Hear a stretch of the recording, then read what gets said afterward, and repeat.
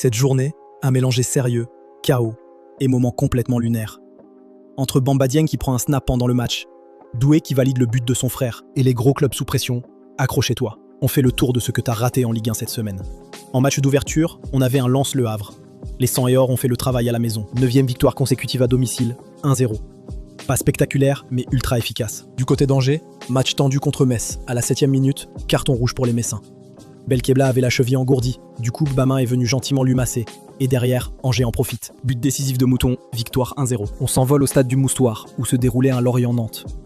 Bamba Dieng ouvre le score à la 32e minute et prend un snap pour immortaliser le moment. On le comprend.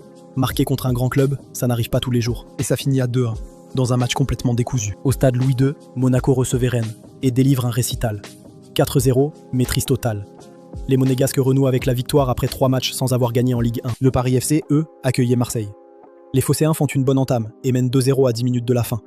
82e minute, Iconé réussit à réduire l'écart. Et à la 92e, Marshal Mounetsi, milieu du PFC, a fait connaissance avec Geronimo roue libre. Il obtient un pénalty. Score final 2-2. Olympique Lyonnais-Lille. Lyon gagne 1-0. Lille domine mais ne concrétise pas. Gros match de Ayoub Boadi au milieu. Lyon continue de pousser au classement. Gros match du côté du stade de la Méno, où Strasbourg recevait le PSG qui jouait pour reprendre la tête du championnat. À la 20e minute, Strasbourg obtient un pénalty que Safonov va réussir à arrêter avec une grosse parade. Cette saison, le mec a juste arrêté 5 pénaltys sur les 7 qu'il a subis. En ce moment, il est en train de gagner sa place de titulaire au PSG. Bref, Paris réussit à ouvrir le score, Strasbourg revient avec un but de Guéla Doué. Ça fait 1 partout. Et à la 72e minute, carton rouge pour le PSG. Le protège tibia de Panichelli s'était décalé. Heureusement, Hakimi lui a remis en place. Mais à 10 contre 11, Paris trouve quand même la solution.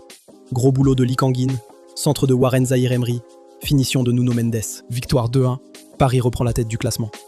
Toulouse-Auxerre et Nice-Brest ont tous deux fini sur un match nul bien éclaté. Ici, je te parle de foot tous les jours. Si tu veux soutenir, tu connais.